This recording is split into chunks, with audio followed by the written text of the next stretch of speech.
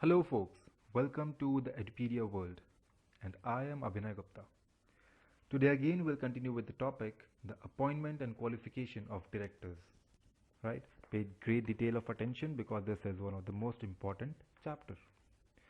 So, in a previous lecture, just the preceding lecture, we have understood the various disqualifications attracted to a director on his personal capacity and also the disqualifications attracted due to the default of a company, right? Covered under section 164 subsection 1 and 164 subsection 2 respectively. So before we go ahead to into details of some other topic, like today we'll learn about the appointment, we'll learn about the DIN, the procedural part of DIN, right? We'll cover the sections that of Companies Act 2013 that are related to the application, allotment, and the other procedures for the director identification number. But before that, since the topic of qualification and disqualification of director was a very important topic from your exam point of view, we would like to discuss some of the recent past year questions that has been asked for that particular topic. So before starting the chapter, we'll discuss some of the topics, right? Some of the questions that have been asked in your past examinations based on the disqualification of directors. So the question on this topic has been asked a lot number of times in your CA final examinations in the past, right? So starting with the year 2002 till the latest year 2013. So in the year 2002, you were asked questions from section 164 subsection 2 where the company had failed to repay the matured deposits, right? So the basic crux of this question was that the deposit that we're talking about, so in the examination the question had given you a case where the company had failed to repay the matured deposit, right? And then you were asked as to what is the company supposed to do. So first what you do is you write down the provisions of the section 164.2 that attracts disqualification for the director for 5 years, right? And disqualification means no reappointment, no appointment and everything. And then there are few other things to write, right? As per the question, you will say that yeah, if he is unable to pay if it defaulted in the payment of matured deposit for a period of more than 1 year, right? In the case, yeah, it was more than 1 year, so the director would be disqualified, right? And so he has to vacate his office after that. But again in the question, as per the case, if the director resigned just before the company attracted the default, the director will escape the disqualification, right? And also that the auditor of the company shall state in his report as to whether or not any director of the company are disqualified for being appointed. So these are the basic requirements of the question, and this was although discussed in the topic when we were discussing it in the previous lecture. I wanted you to keep these points intact in your mind, right? That if you have to default in payment of public deposit, number one, there has to be, the default has to continue for 1 year, and if you resign before that default attracts to the company, you escape, and the auditor will have to report about the same in the auditor's report too, right? Next, you were again asked the question on this topic in CA Final May 2004. And in that time, you were asked from section 164.1, right? And few of the disqualifications individually attracted to the director was straightforward asked in the question. So you will have to just jot down the provisions that as per the section 164.1, these are the provisions as per which the director will stand disqualified, and as per the question, yeah, over here and over here is disqualified and over here is not.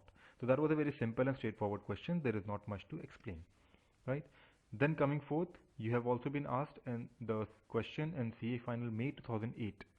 Again in 2008, you were asked the question related to the default in repayment of the matured deposit, right? There was nothing very tricky in the question. All the provisions straightforward given that we have read was asked in the question. Next, in CA Final June 2009, here the question was a little difficult and a little tricky, right? If you go by the reading of the plain text, you may get this answer wrong. You may get this question wrong, but since we are discussing it today, I hope if the similar question appears in your examination, you will get it correct. So in that question, the disqualification had been attracted for the failure to file financial statement for 3 consecutive years, right? But again, there was a failure to pay interest on loan taken from financial institution, and that continued for more than 1 year. Over here, will the disqualification be attracted? The answer is no. The reason is they had failed to pay interest on loan, right? And that was taken from the financial institution. It was not a public deposit on the first case. And as per section 164(2), the disqualification would be attracted only in case of public deposit and not in case of deposit taken from the financial institution. So by reading the plain text from any book, any author that you prefer, you won't understand that the deposit means public deposit. So that is one point to be noted. That is one thing you have learned apart from the book today, right? So in the year CA final May 2010, the similar question was repeated. The similar trick you had, that the deposit was taken from financial institution. And in CA final May 2013 also, you had question on failure to file the annual return and also for failure to pay the interest on matured deposits.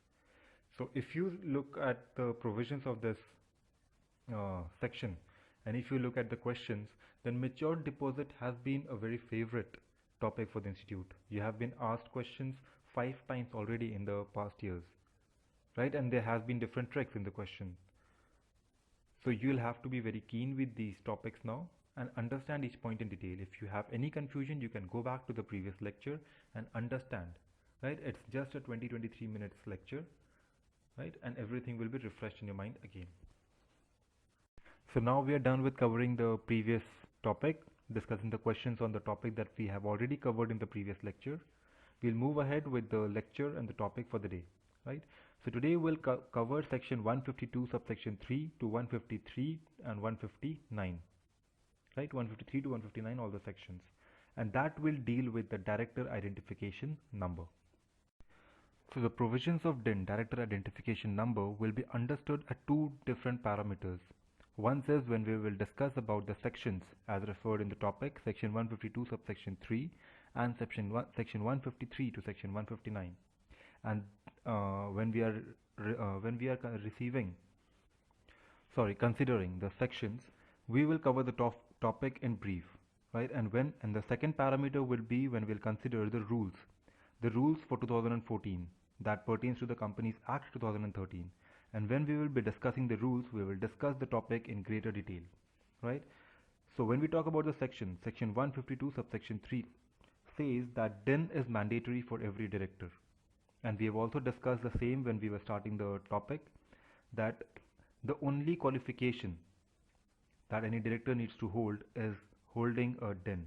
And DIN is the director identification number, and he needs no other qualification to be a director of a company. And we have also seen that section 164 subsection 1 and subsection 2 deals with the disqualification, and that is negatively stipulated, right? So now we move on to the procedures as per the sections. So section 153 says that an individual has to make an application to receive the DIN, and that application would be made in form DIR3, right? And that application would be sent to the central government along with the fees prescribed and in the manner prescribed in the rules, right? And then once the individual makes an application for DIN to the central government has the responsibility of processing the DIN, and if everything goes correct, he has the right, or he has the obligation to allot the DIN within a period of 1 month as per section 154.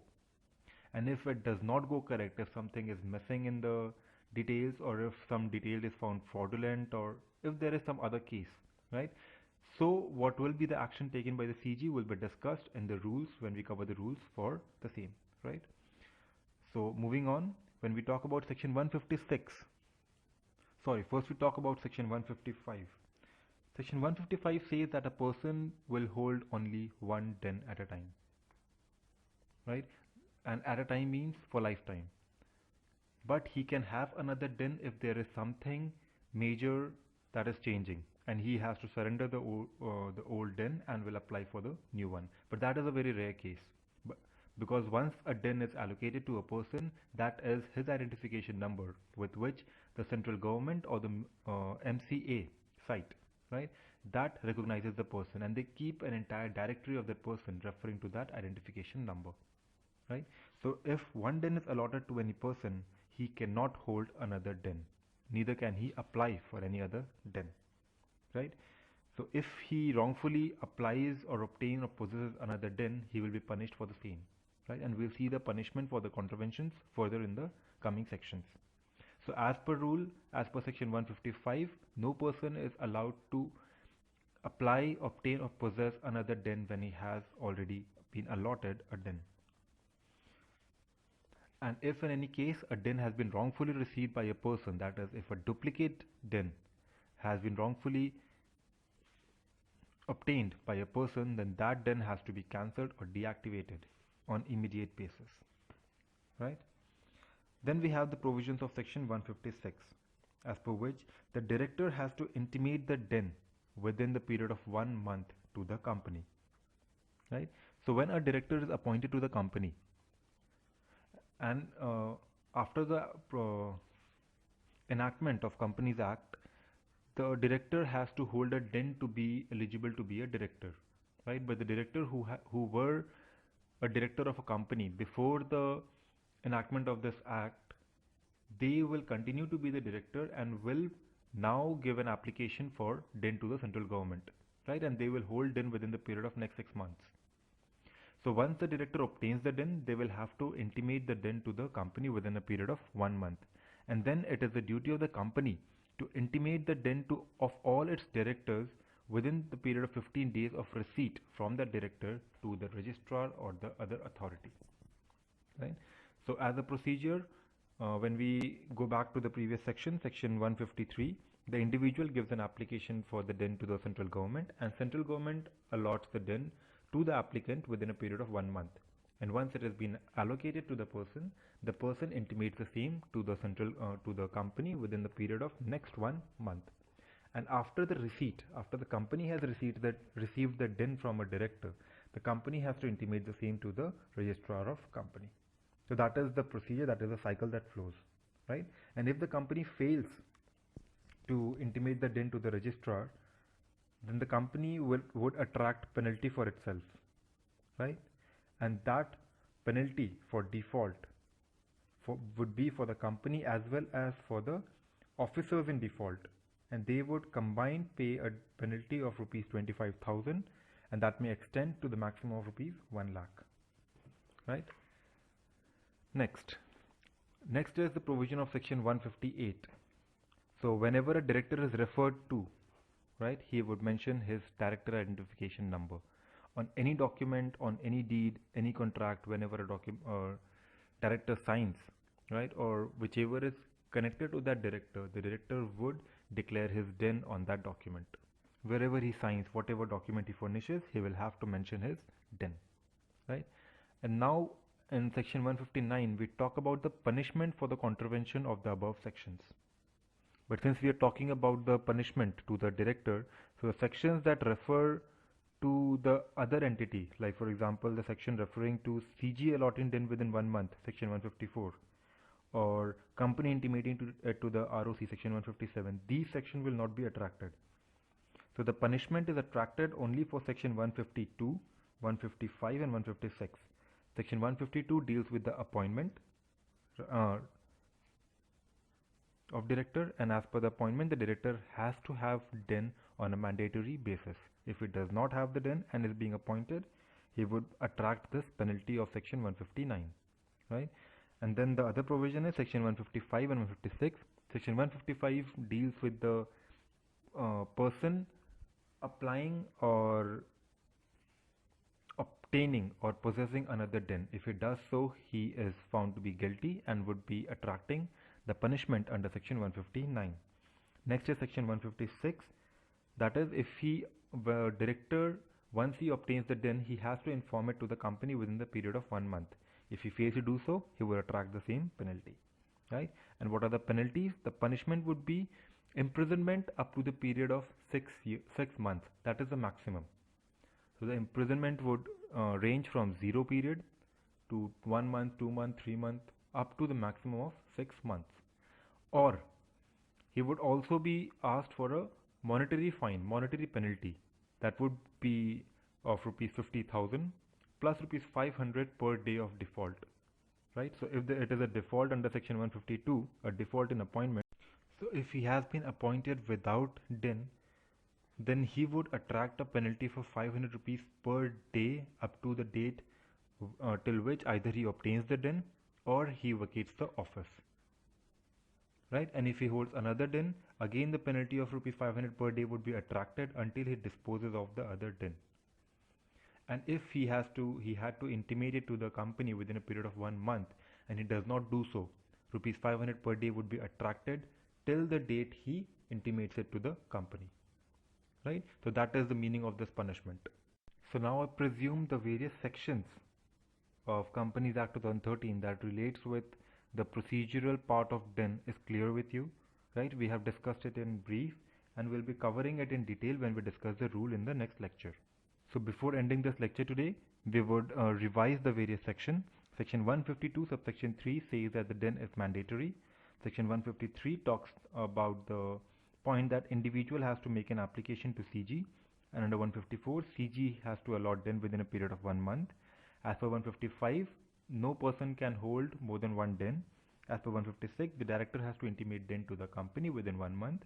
157, the company has to intimate the DIN. The intimation that is received from the director has to be passed on to the registrar within the period of next 15 days.